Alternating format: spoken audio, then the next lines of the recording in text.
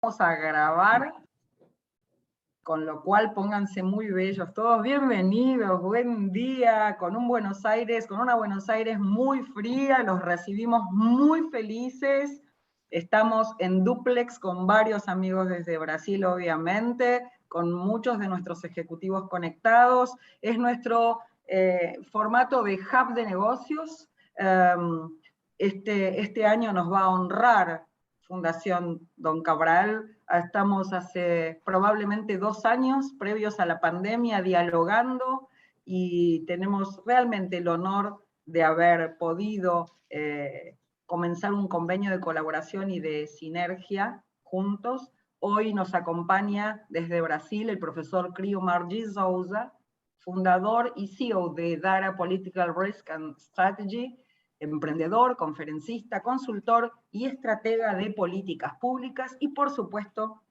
profesor de Fundación Don Cabral. Bienvenidos a todos. Criomar, bienvenido especialmente. El aire es tuyo. Perdón, Gabriela, una palabra simplemente antes de comenzar.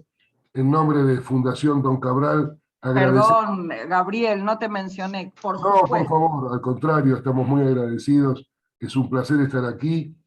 Para nosotros, como bien decís, hace ya más de casi 2 años que hemos comenzado nuestro vínculo y hoy tenemos la fortuna de presentarnos públicamente gracias al Grupo Brasil, gracias a su presidente, a ti como directora general, a todo tu equipo, por brindar este espacio donde Fundación Don Cabral, a través de nuestra firma, que la representa en forma oficial aquí en Argentina y en Uruguay, nos da una oportunidad muy grande de seguir cooperando con el desarrollo de las organizaciones y de sus equipos a través de la intensa y valiosa acción que desarrolla el Grupo Brasil.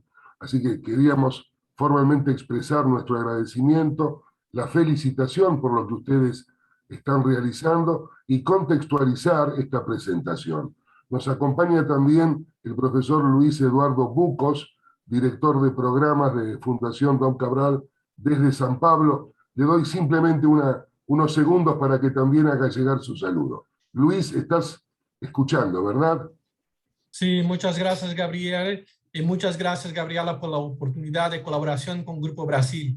Ojalá eso se vuelva una agenda constante. La idea es una colaboración continua de Fundación Don Cabral con ustedes. Bueno, sin más delongas, lo paso la palabra para Criomar. Criomar, una vez más, un gusto y muchas gracias por la presencia con usted. Gracias a todos. Gracias a todos. Primeramente, a mí me gustaría agradecer a Luis Bucos por la oportunidad de establecer estos contactos y estas charlas con la comunidad empresaria en Latinoamérica. Me gustaría de agradecer también a Gabriel, que he conocido en las últimas semanas y ya considero un gran amigo en la Argentina, y a Gaby, juntamente con Florencia, que nos recibieron, a mí y a Andrea, para que estableciésemos la mejor presentación posible. Entonces, amigos, aparte de eso, a mí me gustaría demostrarles nuestro sumario para conducirnos nuestra charla. Básicamente, nosotros intentamos aquí construir un panorama de perspectiva acerca del riesgo político en Latinoamérica, con un enfoque más direccionado en algún momento para Brasil, Argentina y Uruguay, pero básicamente creo que es importante comprender en larga perspectiva los desafíos que se colocan para la región, sobre todo en tiempos de la pandemia. Entonces, nosotros vamos a seguir el siguiente percurso. Iniciaremos por una conversación acerca de las macro tendencias del año 2020-2021. Después hablaremos un poco de los desafíos políticos de la región y al final estableceremos algunas perspectivas en términos de futuro para la región. Entonces, empezando, es importante comprender en términos de macro tendencias que Latinoamérica ha sufrido históricamente con una enorme instabilidad en términos políticos. Y esta instabilidad ha creado la necesidad de que nosotros tengamos una percepción muy clara de las variables de riesgo político y cómo este riesgo político interfiere en el ambiente económico, sobre todo por dos variables. La primera es la regulación, que es hecha por el Congreso y las agencias regulatorias, y la segunda, básicamente, cómo esta regulación impacta la ambiente de negocios cotidianamente. A partir de eso, nosotros tenemos que, cuando pensamos en el panorama del año 2020 y del año 2021, nosotros vemos una confluencia un tanto cuanto desafortunada para la región, porque básicamente la pandemia, con poquísimas excepciones, ha creado una situación en que la pandemia ha realzado las dificultades que nosotros tenemos históricamente en términos de gobernanza pública y también de desarrollo económico. Entonces, básicamente, es importante comprender que el vínculo entre riesgo político y negocios está directamente involucrado con el facto de que en Latinoamérica específicamente, desde 2020, hemos sufrido por una confluencia que nosotros aquí llamamos de tempestad perfecta, y que básicamente ha quebrado una serie de expectativas y esperanzas que la región tenía de tener estabilidad política, buena gobernanza pública y también crecimiento económico. Básicamente, teniendo Brasil como un caso de base, pero también nosotros podríamos hablar un poco de Argentina, tenemos que los dos gobiernos de Brasil y de Argentina han sufrido muchísimo con características y abordajes diferenciadas acerca de la situación.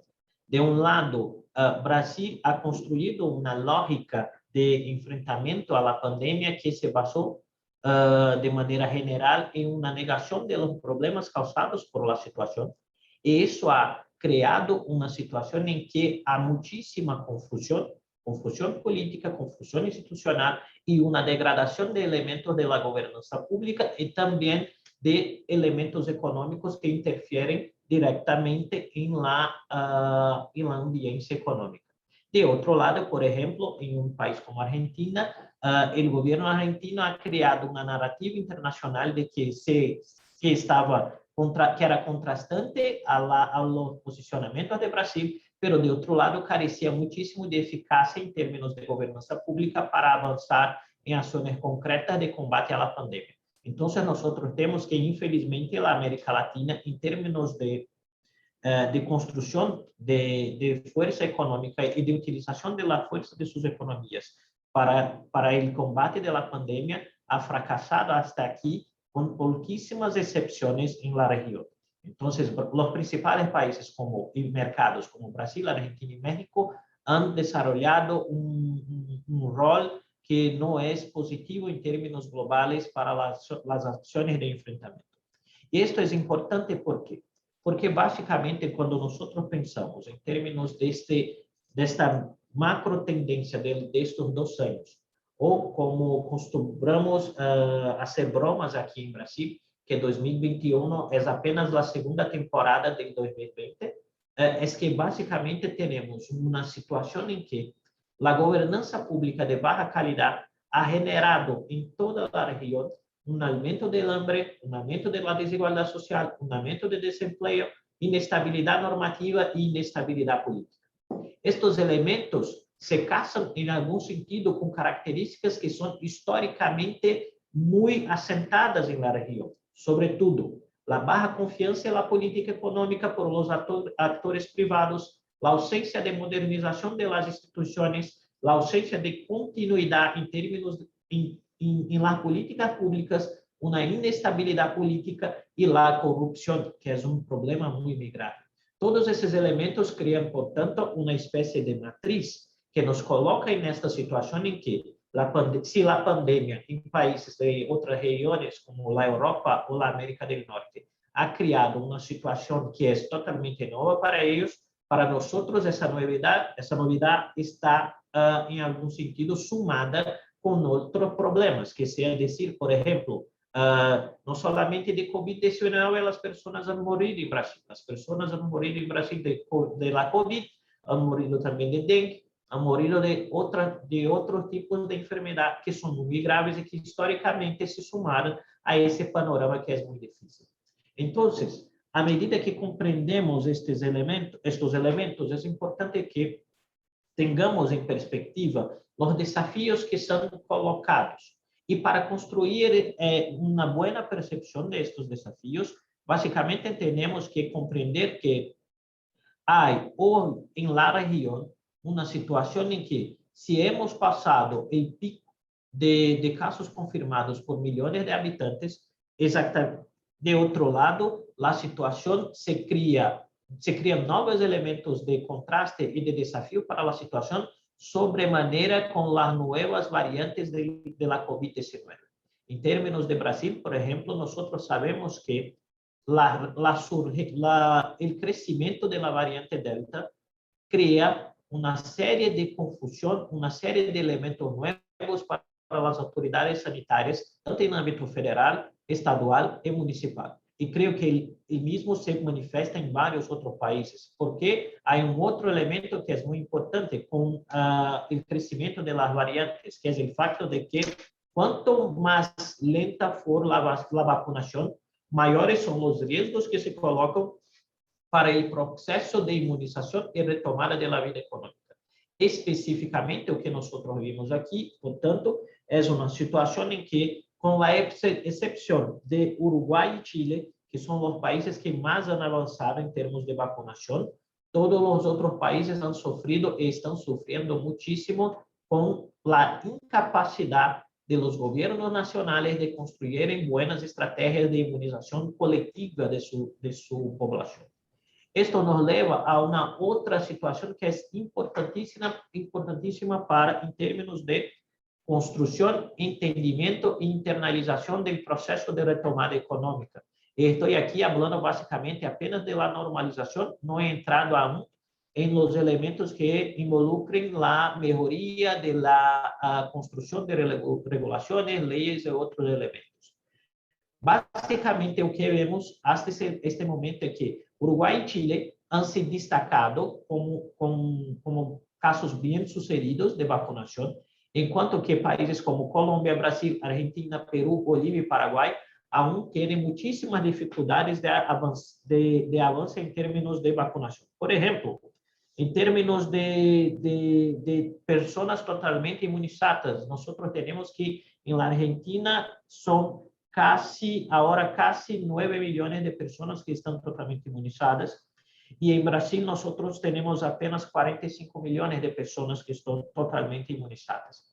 Isto é um problema porque, à medida que as pessoas não estão completamente imunizadas e que se enfraquece a percepção da necessidade de vacunação, a retomada da economia é comprometida por la dificuldade que se cria a los processos de gestão de sanidade pública e, sobremaneira, a necessidade de los governos, tanto federais como locais, de criar situações em que seja necessária a criação de restrições de movimento a las pessoas. Então, a pandemia é um desafio para a região, pero é um desafio que se suma a uma série de outros elementos que han cobrado historicamente su preço a la região, sobremaneira, em termos de que nós temos muitíssima dificuldade de fazer nossa eleição de casa, por assim dizer. Então, aparte disso, nós seguimos nesta reflexão e pensamos, é possível pensar em uma retomada da economia em la região em termos de previsões rígidas, solamente os dados que pensamos? Mi equipo, e aqui vou agradecer a Andrea e a Dominique, que me ajudaram muitíssimo na construção da apresentação e estão conosco.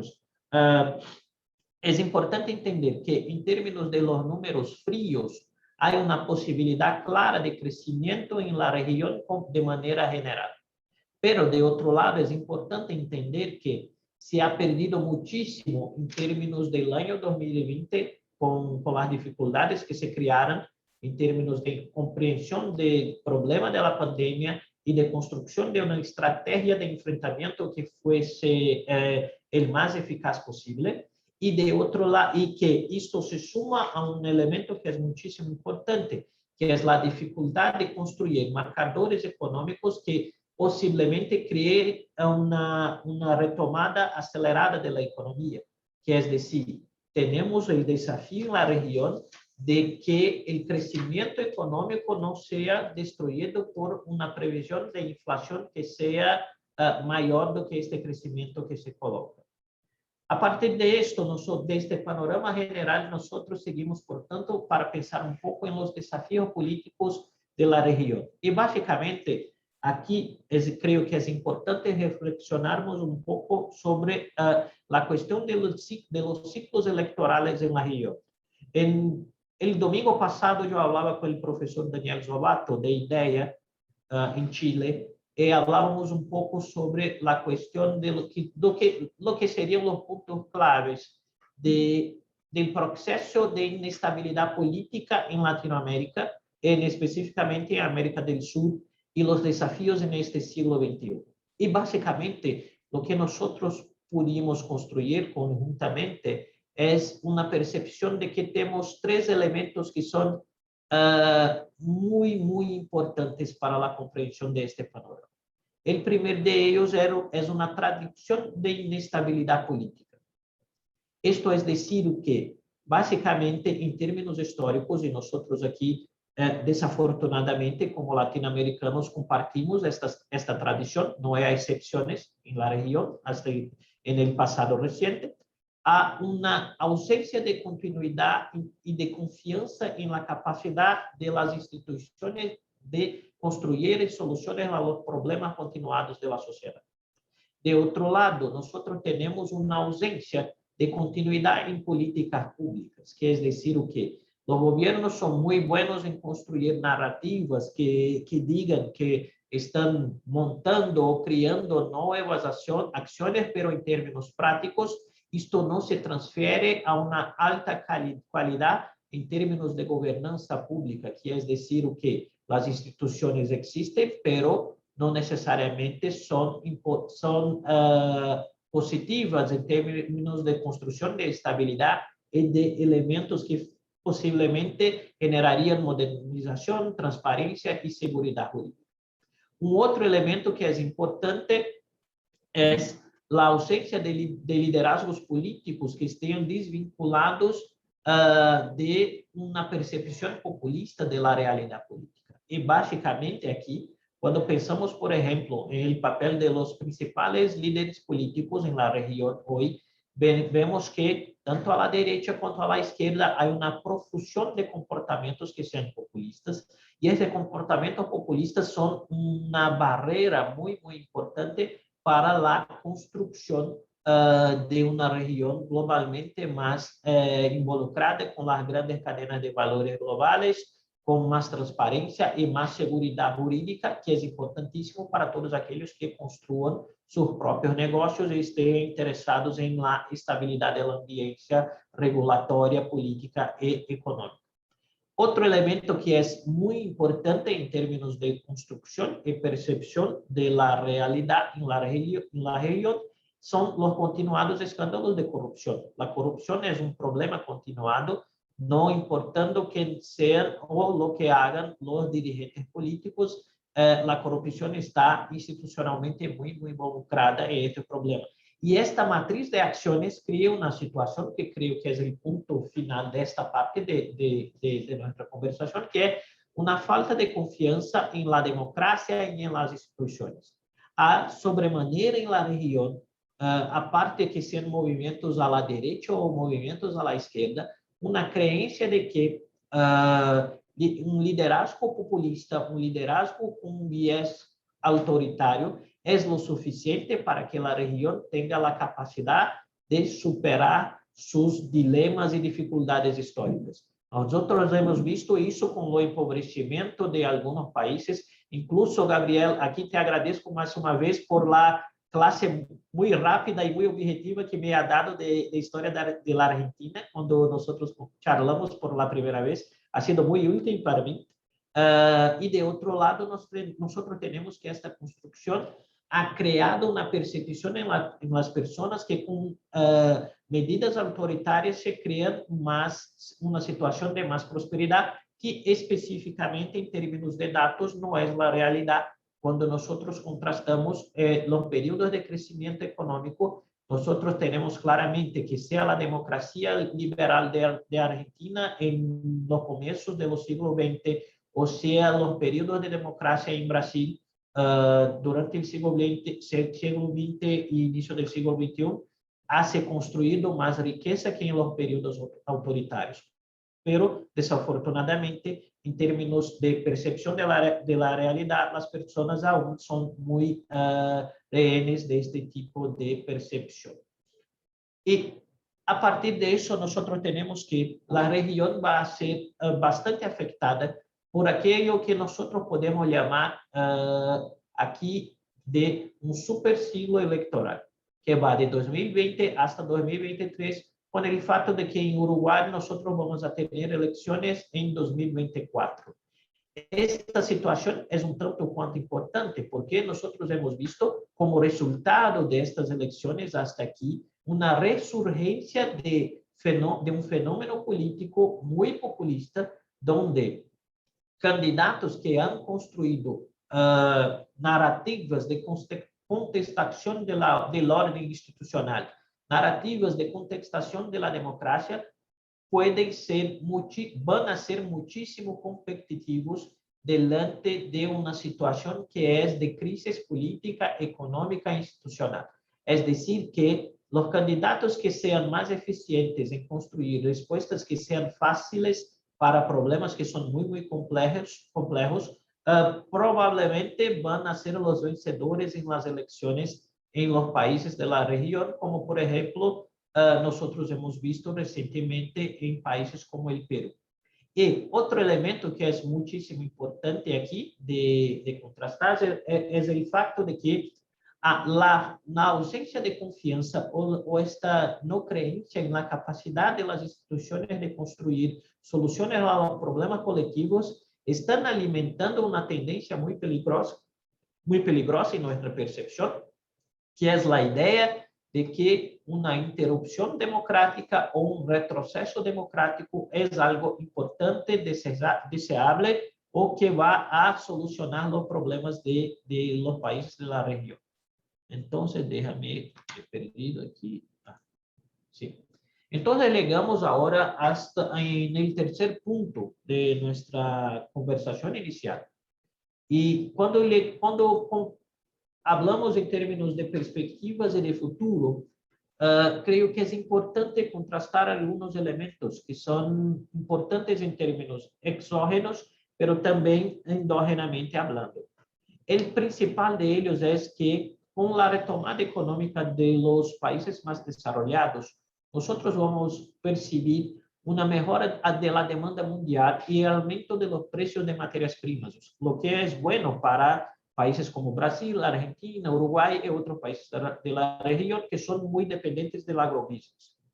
Pero esta falsa sensación de la mejora del indicador económico puede crear una especie de ecuación que sea muy peligrosa, que es decir, es pensar que todos los problemas están en algún sentido resolvidos y al estar resolvidos no se hace necesario avanzar en reformas estructurales que sean necesarias para la mejora del PIB en largo plazo y la construcción de una ambiente de negocios que sea más abierta, más moderna y más transparente.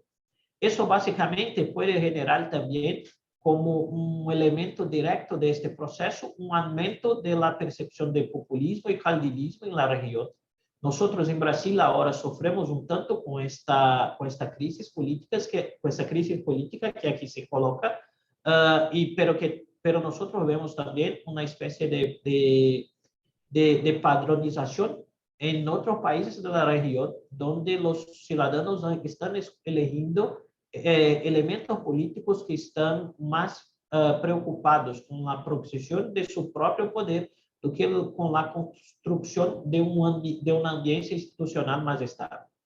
Y posiblemente nosotros tenemos eso como un escenario bastante importante y bastante posible. Posiblemente la América Latina y específicamente la América del Sur será una de las últimas regiones del planeta a superar los desafíos de la pandemia de la COVID-19 básicamente porque nosotros no estamos siendo incompetentes en la construcción de salidas colectivas al problema. Entonces, no hay aún una concertación entre los países para que se construya una iniciativa conjunta de producción, por ejemplo, de las vacunas, de compartimiento de las vacunas, de creación de estructuras que sean de cooperación en términos de inmunización y superación de los desafíos que se colocan. Entonces, creo que básicamente estos son los elementos más importantes de mi conversación inicial y me coloco aquí a la disposición de todos ustedes para que podamos charlar un poco más acerca de estos elementos que son tan interesantes y tan importantes no solo para mí, como también para vosotros en la audiencia. Les agradezco muchísimo y vamos a las preguntas. Gracias. Bueno, en principio muchísimas gracias a vos, Criomar. Por supuesto vamos a habilitar a partir de este momento en este ambiente de colegas y amigos, incluso la posibilidad de que puedan abrir el micrófono y preguntarte directamente si estás de acuerdo, de manera de no hacernos pasar sí o sí por el chat. Así que a mí me caben unas cuantas reflexiones que te voy a dejar para el final.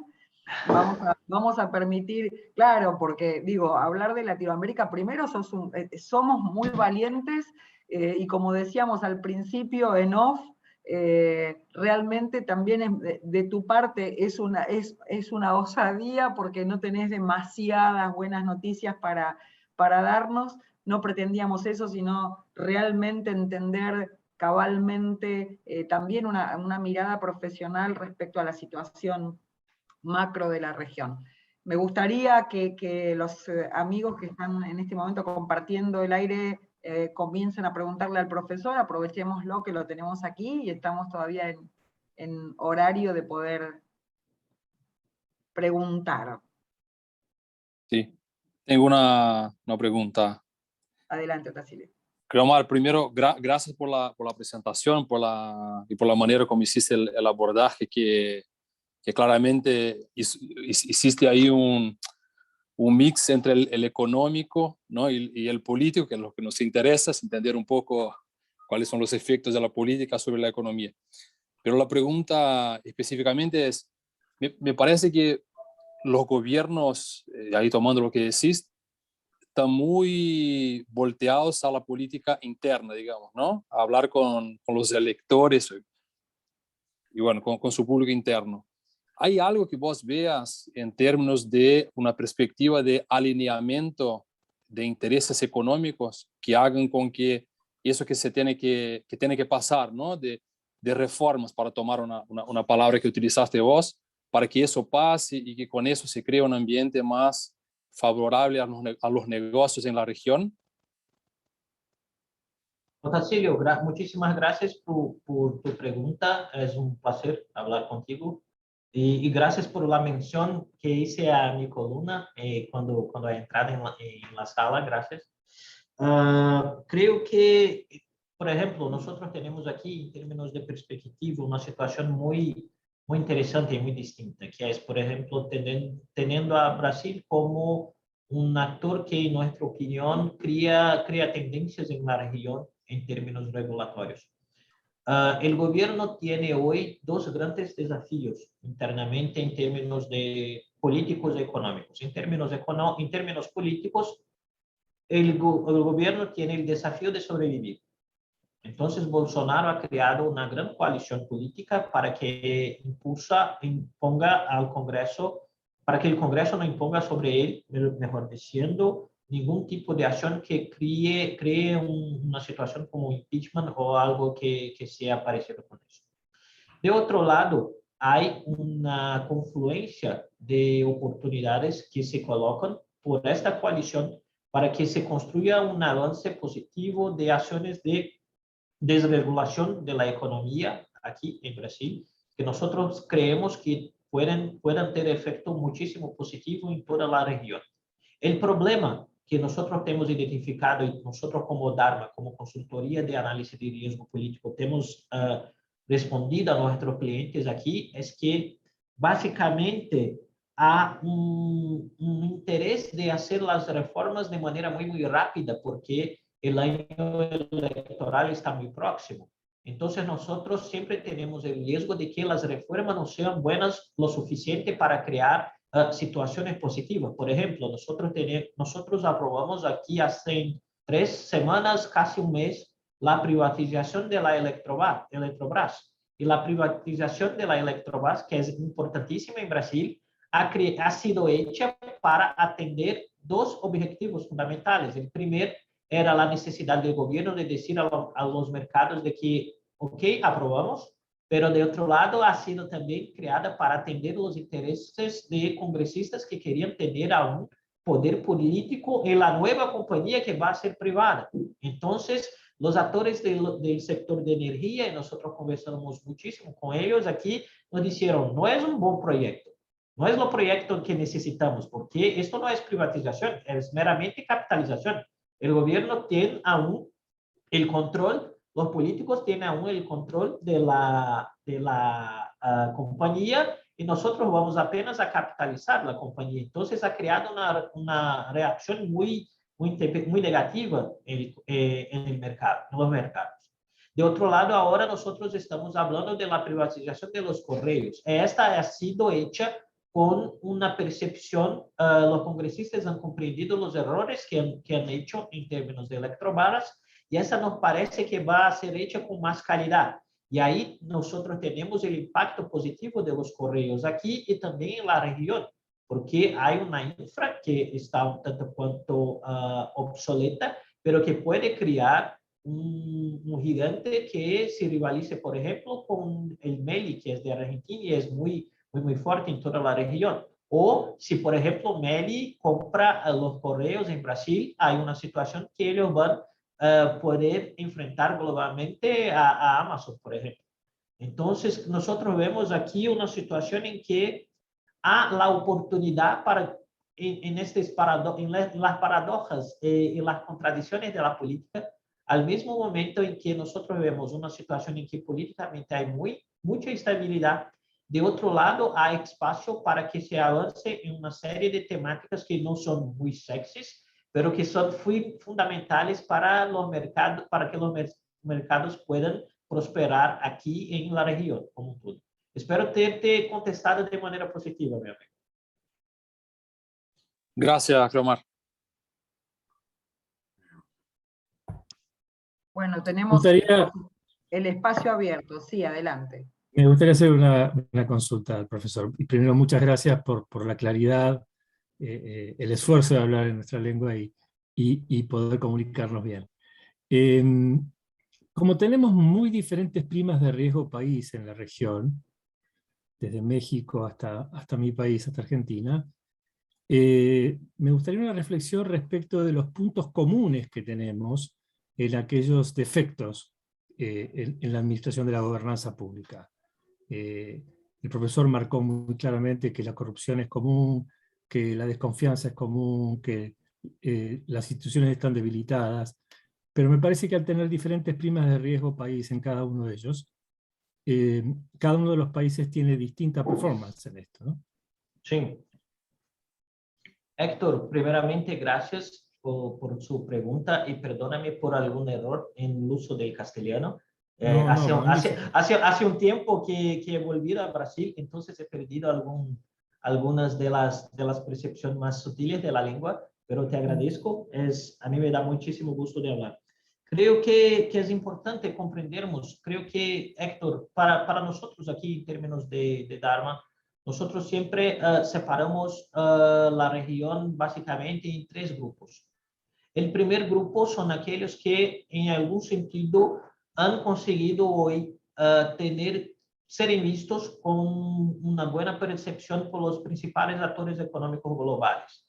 Y básicamente nosotros colocamos en este primer grupo Chile, Uruguay y Colombia. En este momento creo que son los países que están en una mejor situación en términos regulatorios y de construcción de buenas políticas públicas. Pero 2020 ha sido un año tan distinto, Héctor, que mismo en Chile y en Colombia nosotros vimos una serie de agitaciones políticas y sociales que han redundado, afortunadamente, en el caso de Chile, en una nueva asamblea constituyente, porque una constitución es siempre muchísimo mejor que una aventura autoritaria.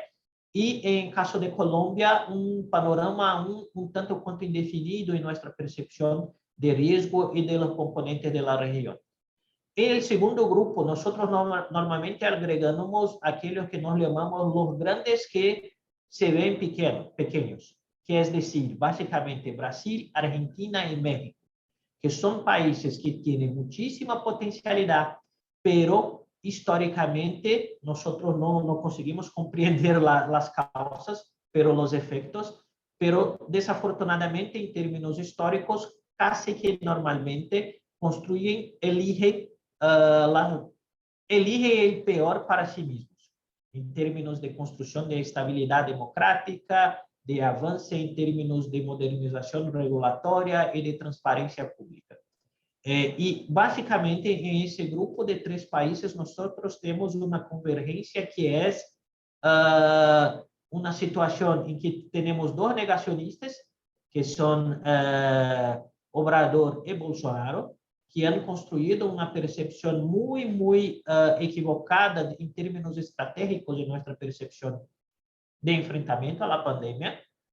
Y nosotros tenemos un tercer presidente, y aquí hablo muy técnica y respetuosamente, no quiero ser desrespetuoso con el presidente de Argentina, pero que básicamente el presidente Fernández es el presidente, pero tiene algunas semejanzas con la reina de la Inglaterra, porque nosotros vemos que en términos políticos, una parte muy importante de la movilización de los intereses y de las agendas políticas están sobre el control de Cristina Kirchner. Y Héctor, si consideras que es incorrecta mi interpretación, por favor, dígame, porque voy a aprender muchísimo con usted, con todos que están aquí.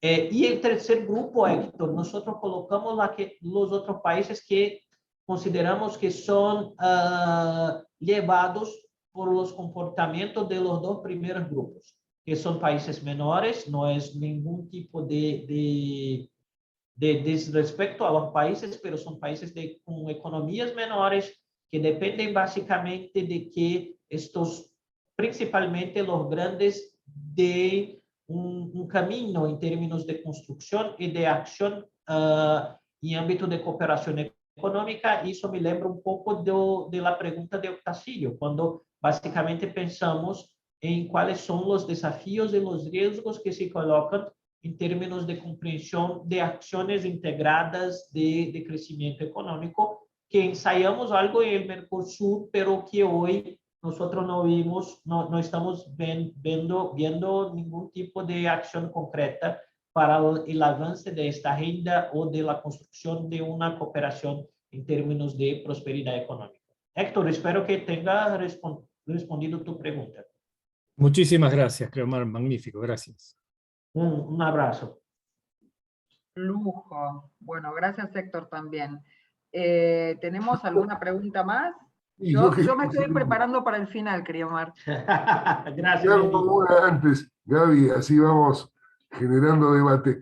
Una consulta desde afuera, mirando, Creomar, a la región desde, digamos, el poder global, y cómo está impactando sobre la región la geopolítica o la estrategia internacional de los grandes actores como Estados Unidos, China, Rusia, sobre la región.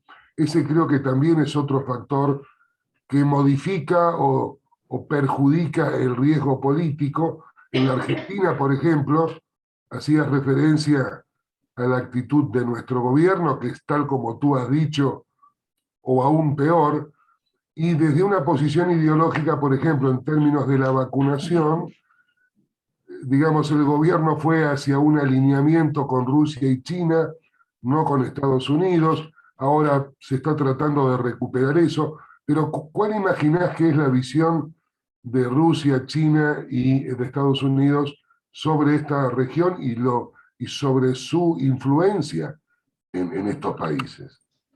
Gabriel, muchísimas gracias por su pregunta. Creo que básicamente es interesante porque la semana pasada aquí nosotros hemos recibido un emisario de Joe Biden para hablar con Bolsonaro. Es globalmente conocido que Bolsonaro se veía como un discípulo de Donald Trump y ha hablado un tanto de tonterías en relación al proceso electoral en Brasil y al proceso electoral en los Estados Unidos. Ha sido el último presidente del Occidente a reconocer la victoria de Biden. Eso ha creado muchísimo ruido entre la Casa Blanca y el Palacio del Planalto aquí.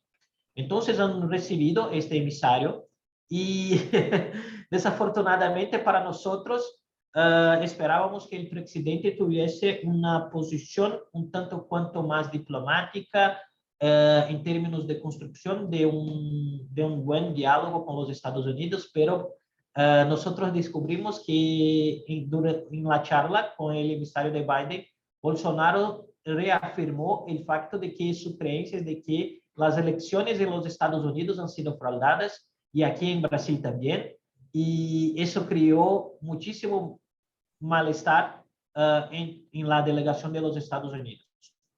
Y creo que básicamente eso va a crear algún tipo de problema en el futuro próximo en la relación entre los dos. De otro lado, Brasil es anti-China. Es claro que el presidente y los militares no quieren una relación profundizada con los chinos. Los chinos tienen muchísimos problemas con el gobierno de Bolsonaro. El embajador de China en Brasil ha tenido muchísimos problemas con el presidente, con los hijos del presidente, con el antiguo ministro de las Relaciones Exteriores, y nosotros no vemos un proceso de aproximación sobremanera porque en el futuro próximo aquí nosotros vamos a hacer la licitación del 5G, que es importantísima en términos de la Internet, y creo que probablemente la regulación va a ser muchísimo favorable a los Estados Unidos y a los europeos y por consecuencia muchísimo negativa a los chinos.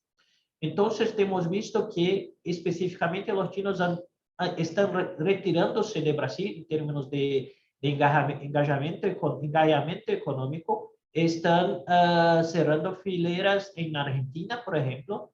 La proximidad, la percepción ideológica de Kirchner y Fernández ha creado una ambiente positiva para ellos, entonces están creando acciones y situaciones que en determinado sentido se parece muchísimo con lo que han hecho en África, que es una especie de cooptación del liderazgo político, de los hijos de los líderes políticos, de los más altos ranques militares ofreciendo equipos baratos y otros elementos.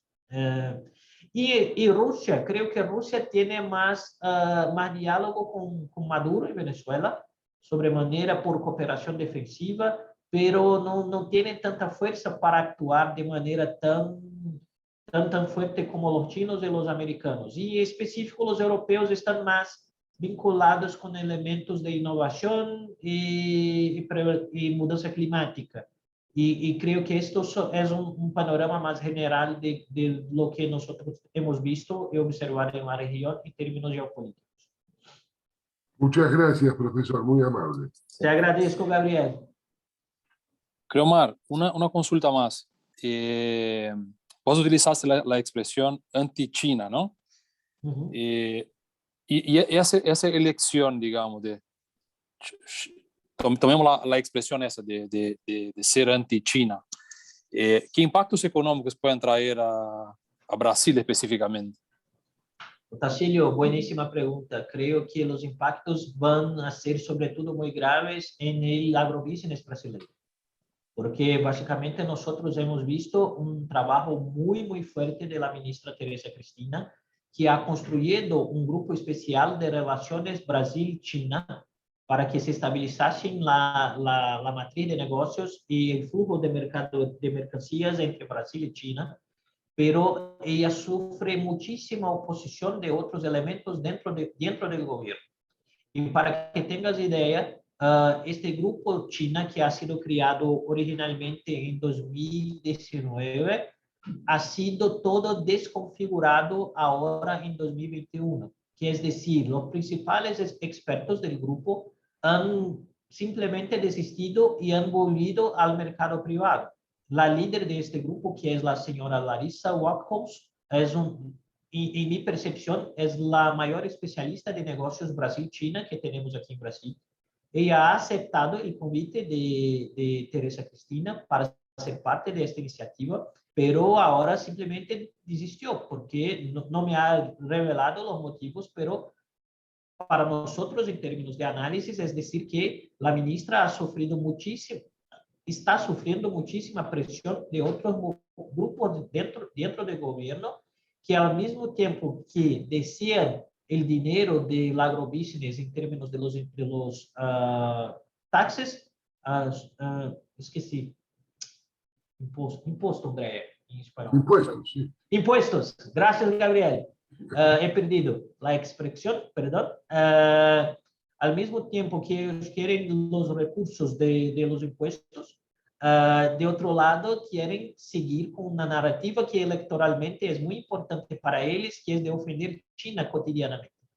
Entonces, eso ha creado un proceso que es muy difícil para el Ministerio de la Agricultura aquí, porque a toda vez que ellos construyen una nueva iniciativa y el mercado chino es muy, muy específico en términos de que cada producto necesita de un proceso muy, muy, muy distinto, muy complicado, muy dependiente del Partido Comunista para que sea aprobado la exportación, se crea una situación de conflicto constante que ha contaminado esta agenda en determinado sentido. Entonces, creo que este es un elemento que específicamente, hablando un poquito, si me permites, de la política interna de Brasil, este es un elemento que, por ejemplo, el nuevo ministro jefe de la Casa Civil de aquí, que es el senador Ciro Nogueira, ha se comprometido a solucionar con los emisarios del agrobusiness en Brasil. Entonces, creo que la amenaza es grave,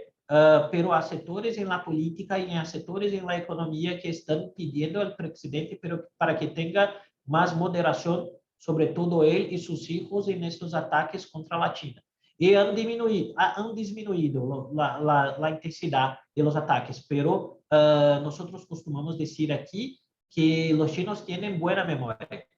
Entonces, siempre es muy importante tener en cuenta que una ofensa dada no va a ser esquecida muy fácilmente. Gracias, Clemar. Te agradezco, amigo. Es un dato interesante, ¿no?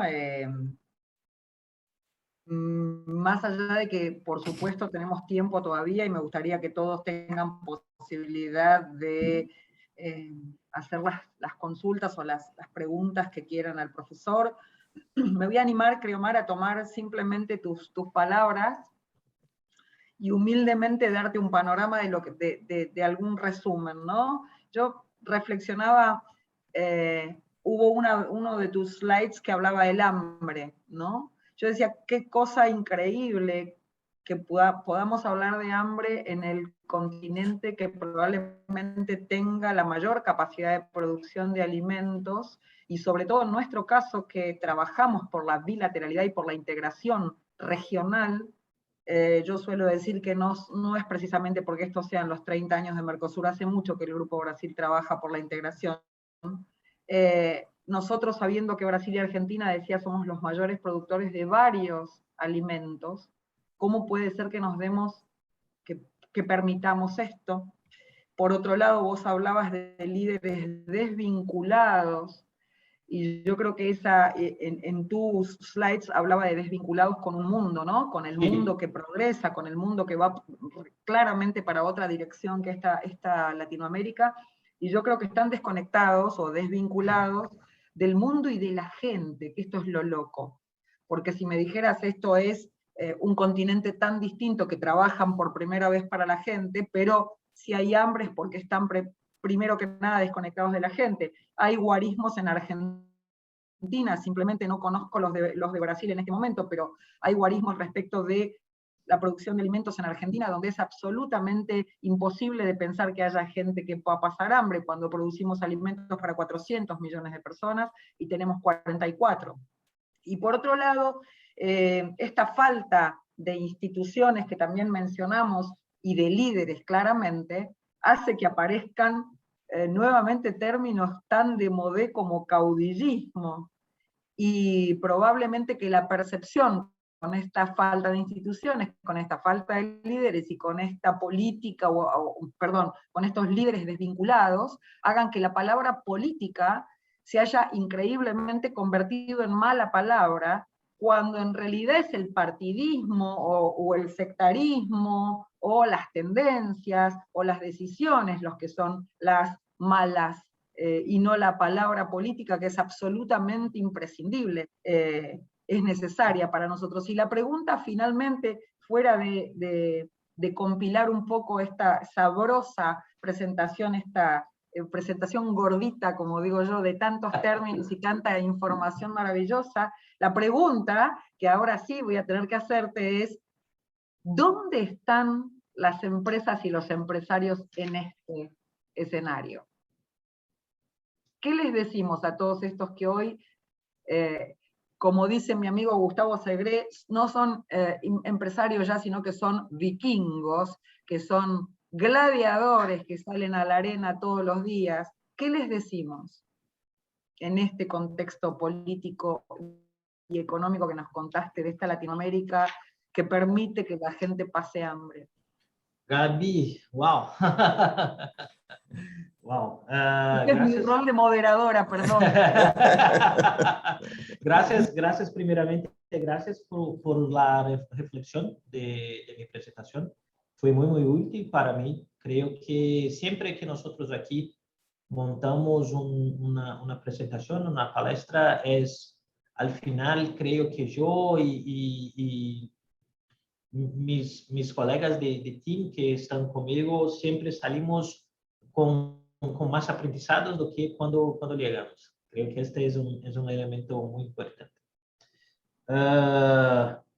De otro lado, cuando hablamos dónde están los empresarios y las empresas de Latinoamérica en la ecuación de la estabilidad política o del riesgo político, creo que nosotros tenemos un desafío que es muy grande, que aquí en Brasil nosotros estamos empezando, Dharma es parte de este movimiento en determinado sentido, que es de construcción de una reflexión dentro de aquello que nosotros llamamos de ESG, la preocupación ambiental, la preocupación social, la preocupación con temas globales. Creo que no es más posible en este momento del siglo XXI, en este momento de crisis, que las empresas se perciban separadas de la sociedad. No es los clientes, los funcionarios, el cuerpo directivo son partes, son todos stakeholders al final del día. Y esta percepción de que todos nosotros somos stakeholders de un mismo proceso, de una misma aldea global, es fundamental para que las empresas tengan la capacidad y la fuerza para que conjuntamente sea una iniciativa como esta, que es el Grupo Brasil, sea en otras iniciativas de construir presión. Porque un elemento importantísimo que nosotros verificamos aquí cuando construimos estrategias para nuestros clientes, y aquí en Dharma, por ejemplo, nosotros trabajamos de empresas de tecnología, como las que son responsables por las redes sociales, las más polémicas, hasta el otro lado nosotros tenemos también el comité de la Cruz Roja trabajando con nosotros para comprender presión.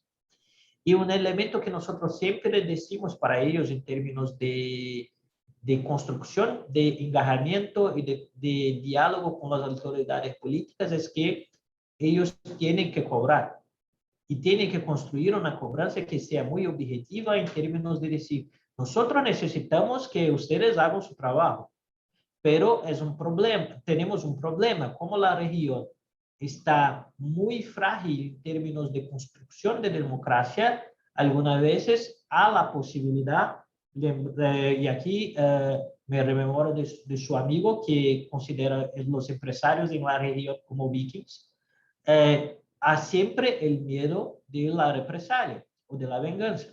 Y creo que este es un elemento serísimo cuando hablamos de una buena audiencia de negocios en Brasil. Y para nosotros, cuando construimos una percepción del análisis de riesgo político o de análisis de impacto regulatorio, esa es una variable muchísimo importante. Porque si el empresario no comprende, no siente que tiene la libertad de cobrar a los tomadores de decisión para que la audiencia de la regulación económica y la audiencia de negocios sea más estable, básicamente el resultado que se va a ver es que va a construir su negocio en otro país. Aquí en Brasil nosotros hemos observado ese fenómeno, que es las personas están cambiando sus oficinas para Miami, para Lisboa o para otros lugares. Y te digo muy claramente que tengo amigos que son propietarios de otras consultorías de análisis de riesgo y ellos también han cambiado sus negocios de plaza.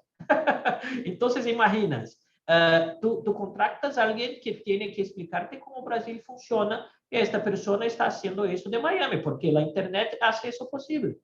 ¿Y por qué? Porque la regulación es muy desafiadora en nuestra región.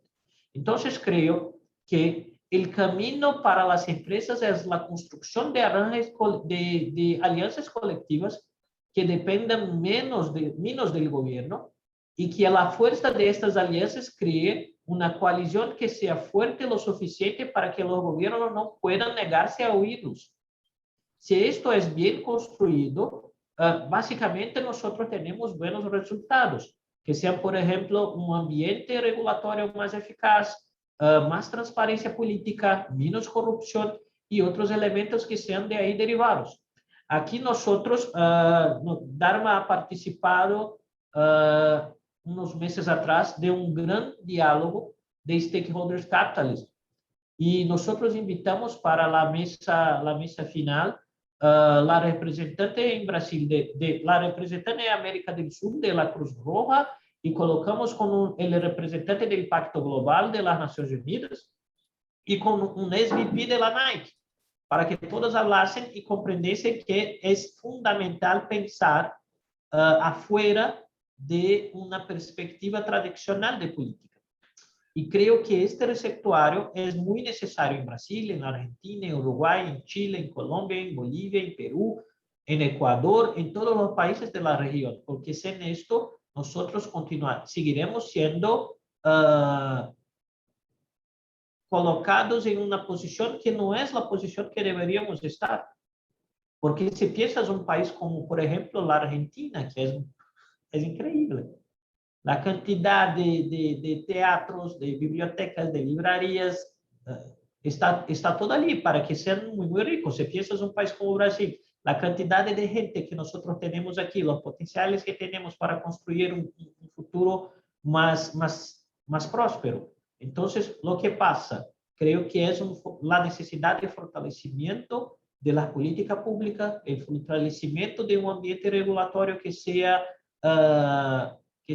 muy, muy sano y el fortalecimiento de la democracia también, porque la riqueza solo va a llegar con democracia, transparencia y menos corrupción. Excelente, y le aviso a todos que esto no estaba preparado, ¿eh?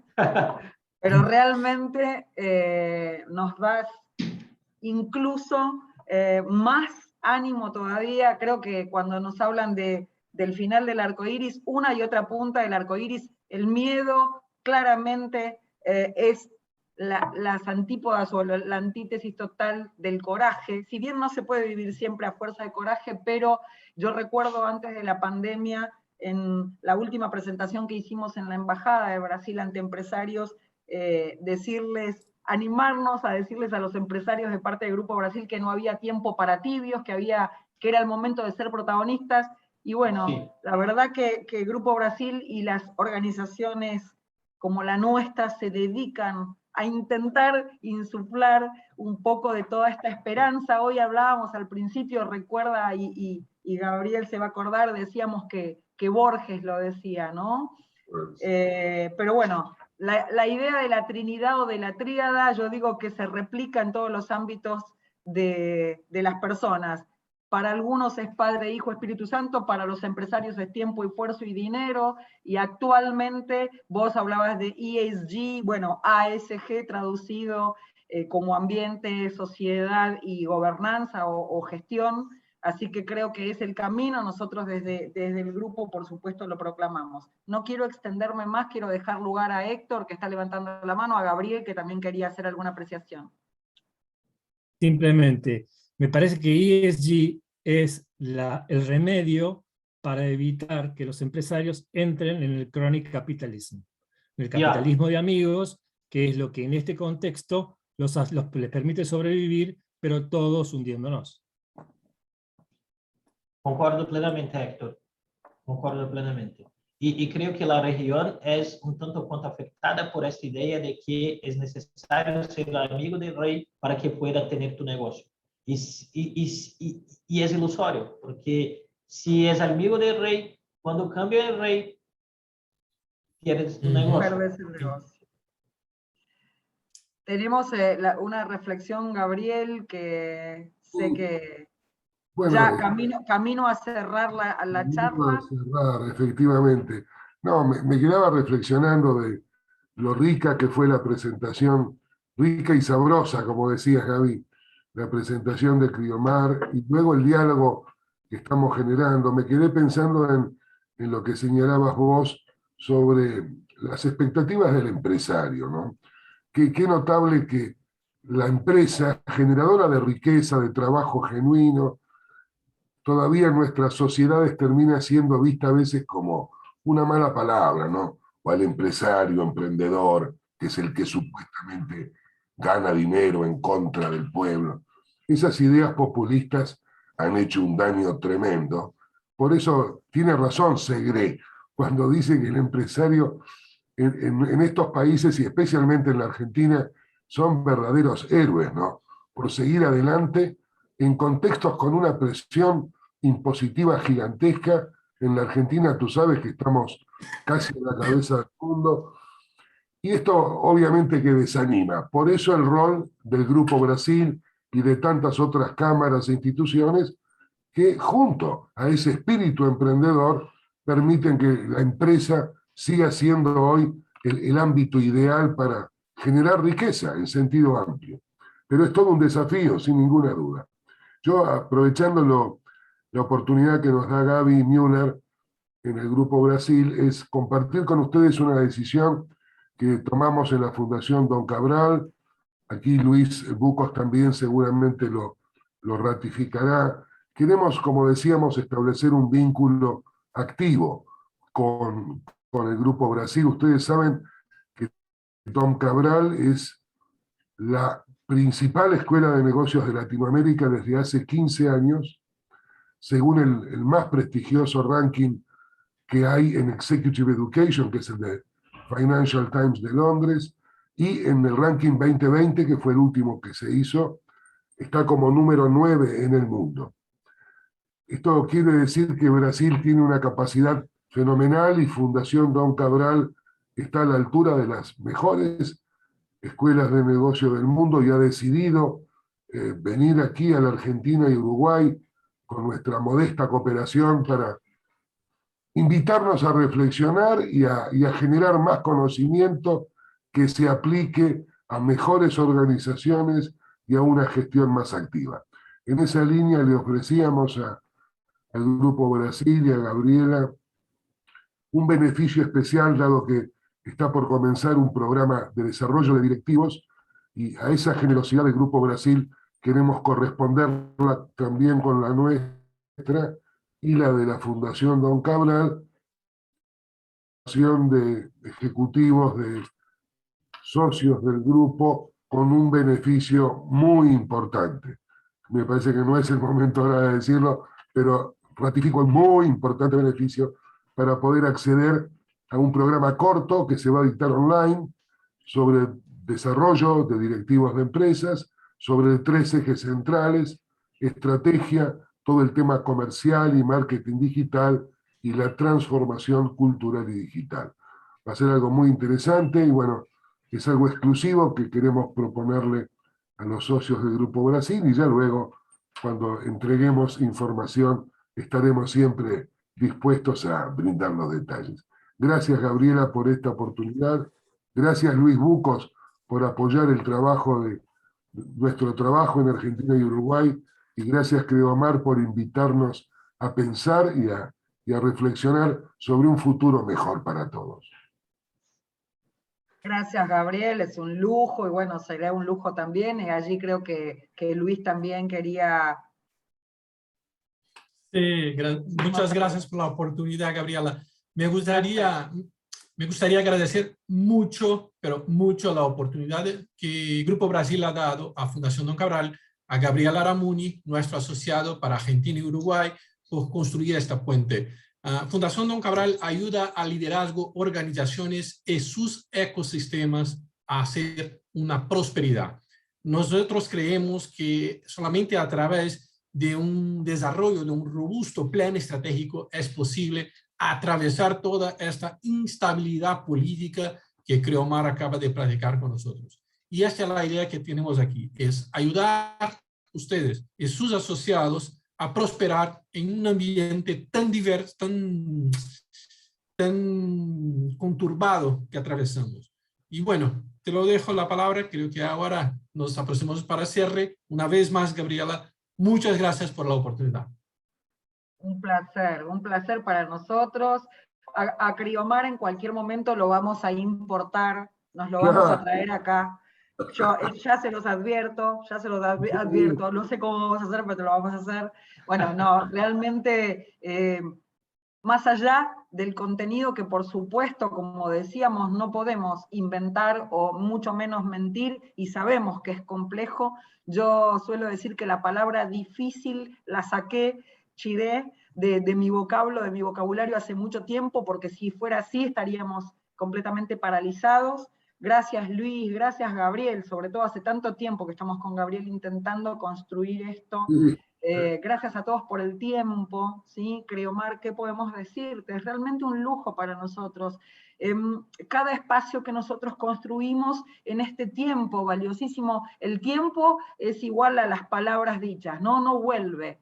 Esto que hicimos recién es un regalo que cada uno de ustedes nos hicieron, y nosotros desde el momento que construimos cada uno de estos espacios, con cada charla, con cada palestrante, pensamos mucho, ponemos mucho corazón, mucha vocación, y entendemos que ese es el camino. Y por último, para poder pasarle la palabra a Creomar y que haga su cierre definitivamente, como suelo decir yo, los párrocos en las iglesias hacen su último momento, nosotros también lo hacemos, lejos de la propaganda, son nuestras parroquiales. Hace mucho tiempo que Grupo Brasil viene trabajando el tema conducta empresarial responsable. Fuimos la primera organización en Argentina, ahora por ventura hay otras organizaciones como la Cámara de Comercio que están trabajando con el manual de debida diligencia para una conducta empresarial responsable de la OCDE, de la Organización de Cooperación Económica Internacional. Celebramos, festejamos eso. Mañana vamos a estar en un encuentro muy importante de mujeres de Latinoamérica. Vamos a traer, como hacemos normalmente, vamos a seguir trayendo grandes palestrantes, grandes oradores como Creomar. Lo hacemos hace 5 años, o casi vamos para 5 años y medio, de la mano de Banco Patagonia, que ha sido muy generoso siempre y ha confiado mucho en el grupo. Empezamos con responsabilidad social empresaria cuando todavía no se hablaba de eso, ahora hablamos de conducta empresarial responsable, y hablamos ahora entonces cada vez más poderosamente de esta trinidad del ASG y de alentar a las empresas a que protagonicen el cambio indiferentemente de quién esté en Plan Alto o en Balcarce 50 o donde sea. Creomar, el último minuto para vos, 11:15. Gaby, muchísimas gracias por la oportunidad, muchísimas gracias por la invitación, Gabriel, Luis, amigos de largo tiempo en la Fundación. Me quedo muchísimo honrado y feliz por la posibilidad de representar a la Fundación Don Cabral y a mi compañía en este grupo tan calificado. Agradezco también a los miembros de mi equipo que aquí están, Dominique, Andrea.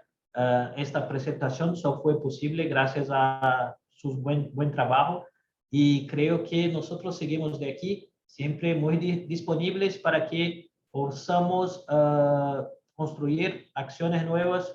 Entonces, cuenten conmigo, cuenten con Dharma, cuenten con Don Cabral. Fue muchísimo placer, muchísimo gusto. Hasta la próxima. Hasta la próxima, gracias a todos. Gracias. Que estén bien. Hasta pronto.